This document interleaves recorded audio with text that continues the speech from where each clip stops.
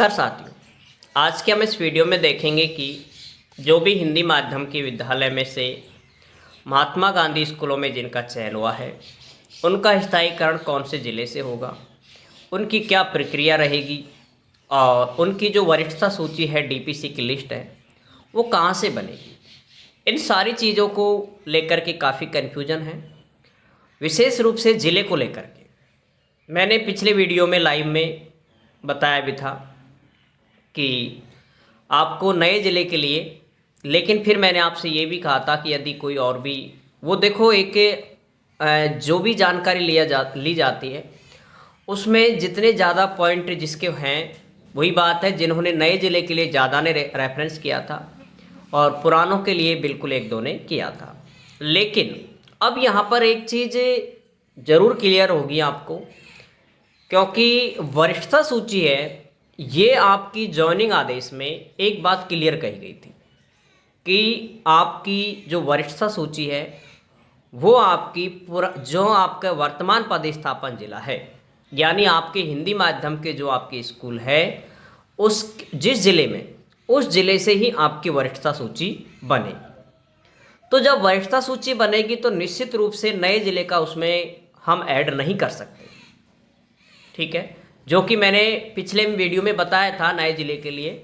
लेकिन जहाँ तक फिर मैंने अपने एक ये कह सकते हो स्वयं विवेक का इस्तेमाल करके मैंने एक बार सभी ज़िलों के महात्मा गांधी के जेडी के जो आपके जॉइनिंग आदेश है उसको मैंने एक बार और अच्छे से पढ़ा, ठीक है, क्योंकि वो भी पढ़ना ज़रूरी है, क्योंकि वो आपका आधार होगा स्थायीकरण का। इसलिए अब पहले मैं आपको वो दिखाता हूँ जो आदेश में बात लिखी गई है, ताकि आपको ये बात बिल्कुल स्पष्टीकरण हो जाए कि यहाँ पर जिस हम ज़िले का चयन करेंगे वो हम पुराने ज़िले का चयन करेंगे।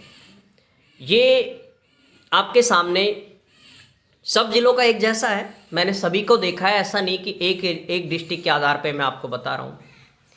कार्यालय जिला शिक्षा अधिकारी मुख्यालय सीकर का, ये सीकर का आदेश है और इसके अंदर वही देख सकते हो आप, अंग्रेजी माध्यम विद्यालय में कार्मिक की नियुक्ति के लिए विशेष चयन एवं सेवा शर्त।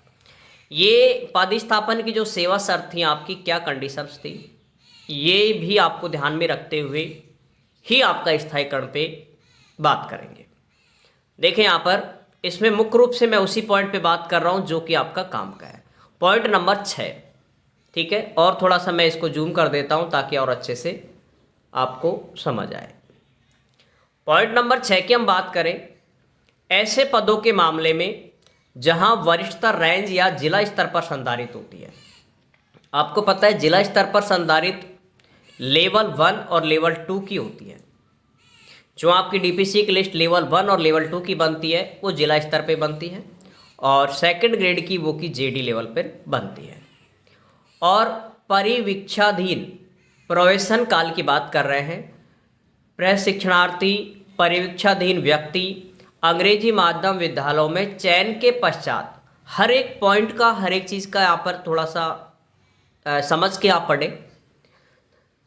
विद्यालयों में चयन के पश्चात अन्य रेंज या जिले में पदस्थापित है। अब आप वही बात हो गई आपकी सेम, अगर आप वर्तमान में दौसा डिस्ट्रिक्ट में हो हिंदी माध्यम में, ठीक है, और अब आप जयपुर में हो या फिर भरतपुर में हो, जिस भी ज़िले में आपका चयन हो जाता है, ये आपका महात्मा गांधी का ज़िला है, ठीक है। देखो इसने यही कहा है, अंग्रेजी माध्यम विद्यालयों में चयन के पश्चात अन्य रेंज या ज़िले में पदस्थापन हो, ठीक है। भाई सेम ज़िला है तो दिक्कत ही नहीं है, लेकिन अगर अन्य ज़िले या रेंज में पदस्थापित हैं आप, तो वहाँ परीक्षा काल के सफलतापूर्वक समाप्त होने के पश्चात, ठीक है, स्थायीकरण। भाई परीक्षा काल आपका प्रोबेशन समाप्त हो गया, आप दूसरे ज़िले में पोस्टेड हो, जैसे जयपुर डिस्ट्रिक्ट में, यहाँ पर परीक्षा काल आपका सफलतापूर्वक समाप्त होने के पश्चात स्थायीकरण, यही आपका काम है। मुख्य रूप से फिक्सेशन की हम बात करेंगे पूरा। स्थायीकरण उस मूल रेंज या ज़िले जहां अंग्रेजी माध्यम विद्यालयों में पदस्थापन होने से पूर्व, इस लाइन को भी आप देखिए एक बार, पूर्व को भी मैं गोला कर रहा हूं कि आप महात्मा गांधी स्कूलों से पहले पूर्व उसकी वरिष्ठता संधारित है के पूर्व नियुक्ति प्राधिकारी के द्वारा किया जाएगा। इस लाइन को ही आपको अच्छे से देखनी है और यही लाइन आपकी काम की है। ठीक है, जो कन्फ्यूजन था नए जिले को लेकर के वो यहाँ पर इस आदेश से स्पष्टीकरण होता है। और यह आदेश मैंने उस समय पढ़ा था, लेकिन मैंने सोचा कि चलो एक और भी जानकारी ली जाए ताकि और थोड़ा क्लियर हो, लेकिन एक कन्फ्यूजन ही निकल के आया जहाँ भी जिससे भी ज़्यादातर जानकारी ली। और यहाँ पर जैसे हमने इस आदेश को पढ़ा उससे स्पष्टीकरण हो गया आपका बिल्कुल। देखो यहाँ पर क्लियर लिखा है, जहाँ अंग्रेजी माध्यम विद्यालयों में पदस्थापन होने से पूर्व उसकी वरिष्ठता संधारित है कि पूर्व नियुक्त अधिकारी प्राधिकारी के द्वारा किया जाएगा। किसकी बात कर रहा है ये? स्थायीकरण की। अर्थात आपका जो स्थायीकरण का जो जिला है वो आपका भरेगा पुराना जिला। अब आप यहाँ पर श्योर हो, इसके बाद मेरी कोई इसको लेकर के कोई आपका कन्फ्यूजन, कोई दूसरे आदेश या फिर कोई अल वीडियो नहीं आएगी। आप फाइनली आपको लास्ट जो चयन करना है वो आपको करना है ओल्ड जिले का। ठीक है, इसमें क्लियर लिखा है भाई, यहाँ पर आपके ज्वाइनिंग आदेश है जिसको आपकी कॉपी आपकी लगेगी स्थायीकरण में। वो यहाँ पर क्लियर लिखा है कि स्थायीकरण आपका आपके अंग्रेजी माध्यम स्कूल से पूर्व जिसमें भी आपके ज्वाइनिंग हुए आपकी जिस जिले में, उस जिले से आपका क्या होगा? वहाँ का स्थायीकरण आपका होगा। ऐसे कार्मिकों को हिंदी माध्यम विद्यालय में प्रतिवर्तन के उपरांत पदस्थापन के लिए पूर्व नियुक्ति प्राधिकारी को सुपुर्द किया जाएगा। आपको वापस, जैसे आपका महात्मा गांधी स्कूलों में आपका चयन हो गया, तो आपका स्थायीकरण के लिए आपको वापस कहाँ पर भेजा जाएगा? आपके पुराने डिस्ट्रिक्ट में भेजा जाएगा। जैसे अब आपको मैं इसको भर करके चीज़ें बता रहा हूँ। देखें, इस जिले की हम बात कर रहे थे और यही जिला हमारे काम का है। देखें, ये स्थायीकरण का आपका फॉर्म था, यहाँ तक कोई इशू नहीं था किसी को पदीकरण कर। एक नियुक्त अधिकारी का चयन आपको पता है विकास अधिकारी करना है, इसका भी थोड़ा सा आप ध्यान रखेंगे। ठीक है, अब एक जिले का चयन, यहाँ पर आप आपके पूर्व जिले का चयन करें। ठीक है, पूर्व जिले यानी आपके ओल्ड जिले का आप चयन करें, ओल्ड जिले का चयन करें बस। क्योंकि ये आपके महात्मा गांधी के जो आपके ऑफिशियली आदेश थे उसके अंदर क्लियर बात लिखी थी, लेकिन मैंने इस चीज़ को, जैसे काफ़ी सारे कन्फ्यूजन थे और मैंने इस पे वीडियो बनाई थी, लेकिन फिर भी मुझे एक डाउट था कि नए जिले, भाई जब आपको महात्मा गांधी स्कूलों के मैंने ज्वाइनिंग आदेशों को पढ़ा तब मुझे काफ़ी सारे उसमें चीज़ें क्लियर हुई कि यार वास्तविकता में पुराना जिला ही लिखा है। लेकिन जितनी भी जानकारी थी काफ़ी सारे साथियों से पूछा, उन्होंने नए जिले के लिए रेफरेंस किया था, क्योंकि ओल्ड जिले में आपका कोई डाटा नहीं होता है, इस वजह से कहा। लेकिन इसने क्लियर कहा है कि आपका जो स्थायीकरण है वो पूर्व ओल्ड जिले से होगा और वहीं से आपको जो मतलब आपका जो नए जिले का जो कार्य वो है डीओ, ठीक है, वो आपको वापस आपके ओल्ड जिले पर क्या करेगा? सुपुर्द कर देगा। ठीक है, वो आपको ओल्ड के लिए वापस सुपुर्द कर देगा। और यहाँ पर हमें जो आप ये लिख रहे हो कम्प्लीटली, ये आप पुराने ज़िले का ही आप लिखेंगे। और ये आदेश है, ये भी आपको पता है पुराने ज़िले के आदेश हैं, इसमें कोई नया ज़िले का आदेश नहीं है। ठीक है, जो आपके मेरिट क्रमांक है वो तो खैर वही रहेगी, लेकिन यहाँ पर जो आप आदेश लिखते हो जिला परिषद के, वो भी आपके किसके हैं? ओल्ड ज़िले के हैं। ठीक है, यहाँ पर आपके नए ज़िले का आदेश नहीं है कि आपके महात्मा गांधी स्कूलों के आदेश आप यहाँ पर एंट्री नहीं कर रहे हो, यह आपका वही जब आपने ज्वाइनिंग की थी उस समय के ही आदेश हैं। ठीक है, अब कुछ साथियों के पूरा नाम नहीं आ रहा, ये सिर्फ आपके आदेश क्रमांक आ रहे हैं। ठीक है, जैसे आदेश क्रमांक यहाँ पर आ रहे हैं तो जो आ रहे हैं उसका कोई इशू नहीं है, जिला परिषद नहीं आ रहा है तभी भी कोई इसमें इशू नहीं होता है। ठीक है, ये आप थोड़ा सा एक दिनांक जरूर देख लें।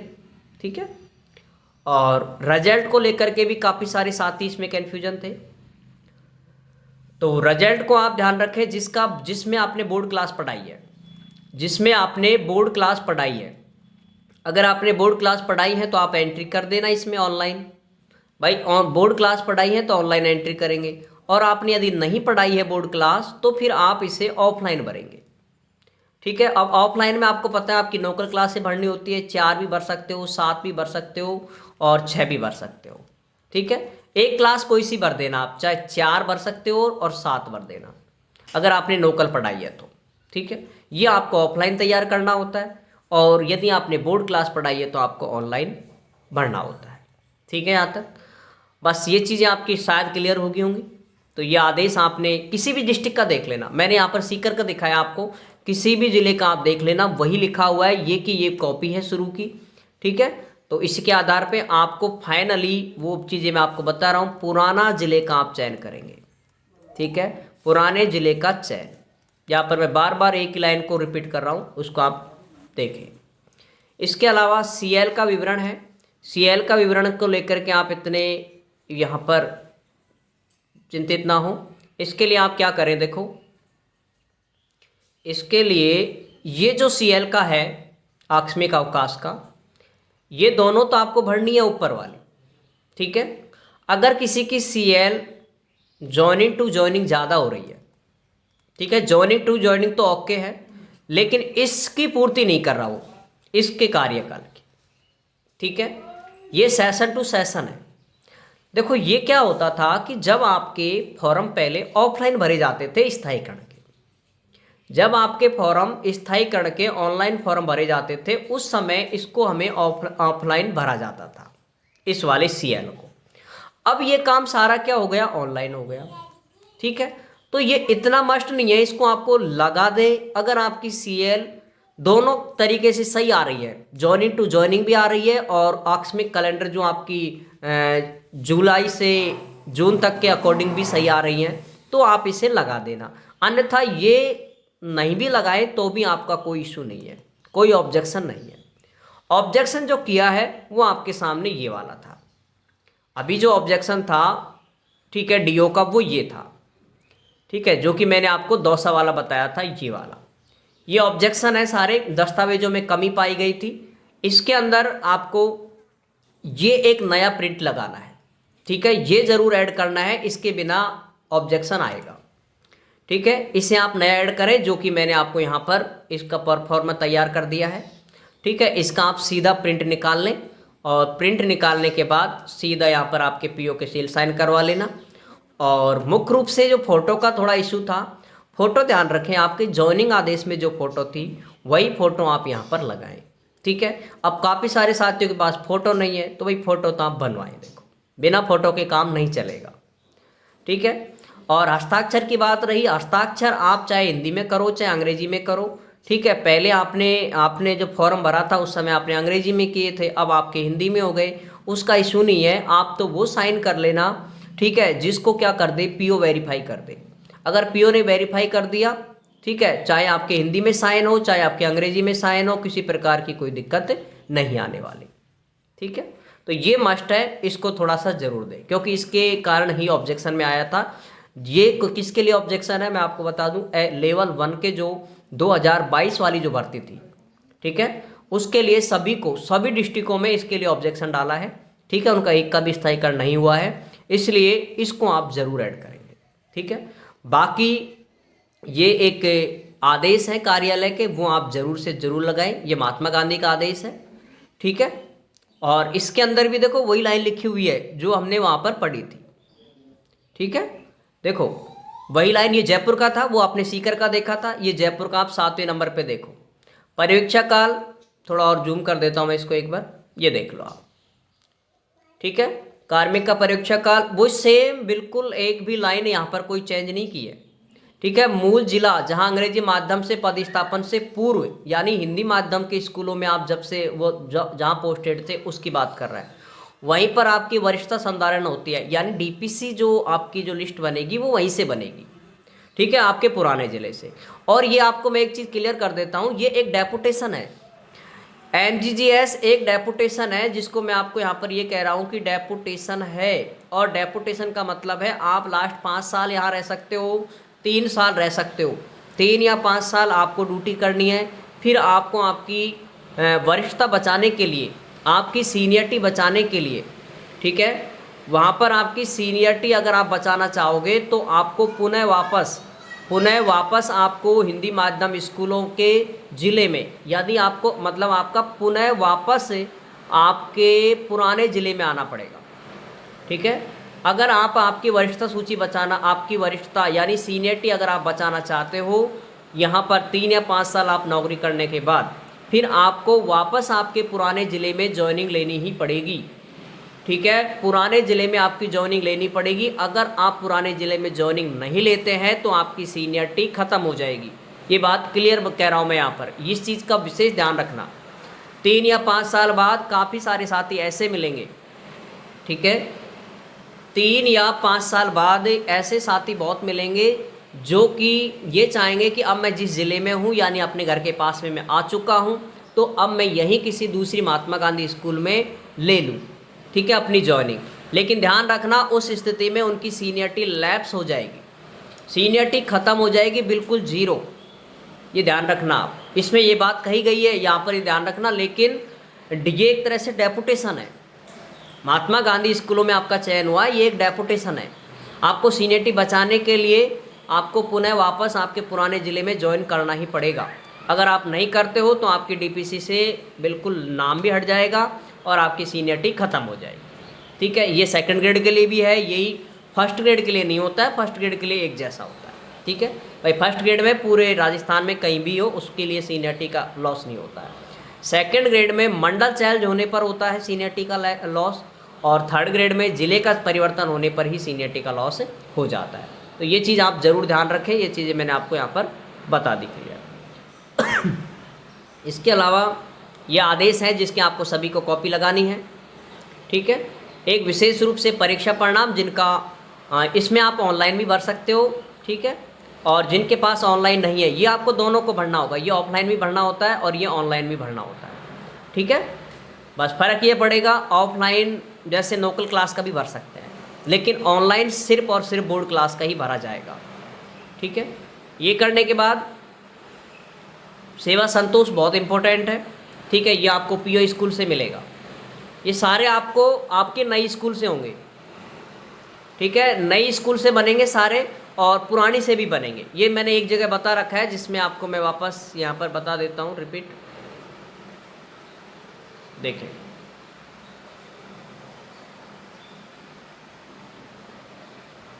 यहाँ पर ये पदस्थापन देखें,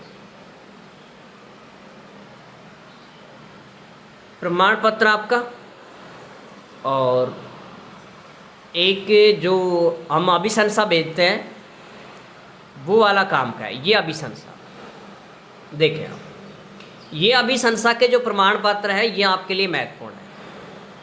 प्रोबेशनरी का ये आपने ऑनलाइन कर दिया, कर देंगे आप, ठीक है, ये आपको ऑनलाइन करना है स्टाफ लॉगिन से, ठीक है, स्टाफ लॉगिन से। सेवा संतुष्टि आपको दोनों स्कूलों से लेनी होती है, ओल्ड से और न्यू से। श्रीमान जिला शिक्षा अधिकारी का नियुक्ति पत्र आपके पास में होगा, नहीं है तो आप ग्रुप पे मैसेज करके जिन साथियों के पास में है वो सभी साथी शेयर कर दें एक दूसरे से, क्योंकि सारे एक जैसे एक जगह तो मिलते नहीं हैं भाई। जो जिस जगह जिस ज़िले में पोस्टेड है उसके पास उसका तो होगा ही होगा कम से कम, ठीक है। तो जिसके पास भी है वो एक दूसरे को आप जिसको भी शेयर कर सकते हो, जिसके पास नहीं है। विकास अधिकारी का वीडियो का ये आदेश होना चाहिए। साला दर्पण का ऑनलाइन ग्रेड, काफ़ी सारे साथियों को ये दिक्कत है कि साला दर्पण का जो ऑनलाइन फॉर्म है वो आपको नहीं मिल रहा है। आप इसे कभी भी ले सकते हो, हमेशा ये साला दर्पण पे रहता है, ठीक है। तो आप इसे साला दर्पण प्रभारी जो भी होगा वो आपको निकाल देगा, उसको आपको ज़रूरी है। एनजीजीएस का नियुक्ति पत्र जो आपके पास में होगा अभी लेटेस्ट, विभागीय कार्रवाई नहीं होने का, ये आपको ओल्ड स्कूल से भी चाहिए और ये आपको न्यू से भी चाहिए, ठीक है। नियमित का भी आपको ओल्ड से भी चाहिए और ये आपको न्यू से भी चाहिए। रिजल्ट की प्रति ये आपको ज़रूरी है, यहाँ पर रिजल्ट की प्रति। आकस्मिक अवकाश की जिनकी दोनों तरीके से सही बन रही है, वापस बता रहा हूँ मैं इस चीज़ को, अगर जिनकी दोनों तरीके से सही बन रही है आकस्मिक अवकाश, वो आप इसे भरें, अन्यथा इसको आप नहीं भरें, ठीक है। जिसका दिक्कत है उसको आप नहीं भरेंगे। आप ये आपने ऑनलाइन भर दिया है, आप इसके लिए कन्फ्यूजन बिल्कुल नहीं होना कि ये मस्ट नहीं है, रिजल्ट भी मस्ट नहीं है। सेकंड ग्रेड में तो ये दोनों ही नहीं लगाते हम। सेकंड ग्रेड में तो न तो रिजल्ट की प्रति लगती है, ना आकस्मिक अवकाश की प्रति लगती है, इसलिए ये अगर आपकी CL दोनों पक्षों से बन रही हैं तो आप लगाना, अन्यथा इसको मत लगाना। रिजल्ट की प्रति जरूर लगा देना, ठीक है तो, अन्यथा ये भी मस्ट नहीं होता है बिल्कुल भी, क्योंकि रिजल्ट भी तो हम ऑनलाइन भरते हैं और उस पर प्रिंसिपल के सील साइन होते हैं बाकायदा, तो आप इसको भी ज़्यादा चिंतित वो नहीं ले, पर है आपके पास पर फॉर्मेट तो रिजल्ट तो आप भरें। पीओ का प्रमाण पत्र जो अभी मैंने आपको बताया था, जो कि आपको दौसा डिस्ट्रिक्ट ने जारी किया था, ठीक है। ऐसे जो फॉर्मेट है वो आपको ज़रूरी है। ये आप काम करोगे, इनकी आप पूरी एक PDF बनाओगे। PDF बनाने के बाद इसको आप पीओ स्कूल या फिर आपके प्रिंसिपल, ठीक है। यहाँ एक चीज़ और थोड़ा सा क्लियर कर देता हूँ मैं, काफ़ी सारे साथी इस चीज़ को लेकर के भी डाउट है कि जो इनके स्कूल में खुद ही प्रिंसिपल है, ठीक है, पीओ नहीं है लेकिन प्रिंसिपल है, तो वो प्रिंसिपल से भी ऑनलाइन करेंगे, ठीक है। मतलब सिंपल सी बात यह है कि जिनकी 12वीं तक की स्कूल है वो अपनी स्कूल से ऑनलाइन कर सकते हैं, ठीक है। और जिनकी 12वीं तक की स्कूल नहीं है, 8वीं तक की स्कूल है, ठीक है, वो आपके पीओ से क्या करेंगे, आपको ऑनलाइन करना है, ठीक है। ये काम है। और इसको करने के बाद में ध्यान रखना, आपके टोटल ये 22-23 पेज की पूरी PDF फाइल है, जो कि मैंने ग्रुप पे पहले डाल चुकी है और वापस भी मैं आपको डाल दूंगा इसको, ठीक है। तो ये आपको ऑनलाइन करना है। ऑनलाइन के बाद वही आपको CBO से वेरीफाई करवाना है। पहले PO वेरीफाई करेगा, फिर CBO करेगा और फिर DO करेगा। DO के आप आदेश की लास्ट 1 महीने तक वेट कर लें, अगर आता है तो ठीक है, अन्यथा आप वेतन नियमितीकरण करवा लेना, ठीक है। DDO से कह करके वो फॉर्मेट तैयार कर देंगे आपको वेतन नियमितीकरण का, और वेतन नियमितीकरण आप कर सकते हैं। अब रही बात जिन्होंने अवैतनिक अवकाश ले रखा है, ठीक है, यह असाधारण अवकाश, और इसके अलावा मातृत्व अवकाश ले रखा है, पितृत्व अवकाश ले रखा है, ठीक है, वो क्या करें, जो भी आदेश ले रखा है वो सर्विस बुक के पहले पेज की, ठीक है, सर्विस बुक के पहले पेज की, और जहाँ पर ये आपने लिखा है, चाहे मातृत्व अवकाश है, पितृत्व अवकाश है, उसमें एंट्री की जाती है। वो एंट्री करने के बाद में सेवा सत्यापन किया जाता है, यानी प्रिंसिपल के सील साइन होते हैं आपके DDO के, ठीक है, उसके सील साइन आप कराने के बाद उसकी भी प्रति आप इसके अंदर लगाओगे, ठीक है, और एक आदेश होगा उसकी भी आप प्रति लगाओगे। तीनों की प्रति आपको PDF में अपलोड भी करनी है, ठीक है। वहाँ पर जब आप छुट्टियों को भरोगे, भाई CL तो भरोगे, साथ में आपने ये अवकाश लिया है उसको भी आपको भरना होगा वहाँ पर, और उसमें आप आदेश की, ठीक है, आदेश की और आपके सर्विस बुक के 1 पेज की, और जहाँ पर उसकी एंट्री की है वो वाली, इन सभी की आप PDF लगाओगे, ठीक है, और उसको अपलोड करेंगे वहाँ पर भी, और ऑफलाइन भी आपको ये करनी है, ठीक है। तो ये चीज़ें आपको करना है, और बाकी ये जो फॉर्मेट है ये आपको सभी को तैयार करने हैं। जिसको आप स्कूल के लेटर पैड पे करें तो ज़्यादा अच्छा है, ठीक है। इसको आप सभी को क्या करें, स्कूल के लेटर पैड पे आप इन्हें तैयार करें, आप खुद ही लिख लें, ऐसा ज़रूरी नहीं है कि इनको प्रिंटेड कराएं। अगर कोई अच्छा बाबू है तो वो अगर प्रिंटेड कर दे तो ठीक है, अन्यथा आप अपने हाथ से लिख सकते हैं, ठीक है, अपने हाथ से लिख देना और इनके नीचे ऐसे अंडरलाइन कर देना ताकि वो थोड़ा सा हाईलाइट हो जाए, ठीक है।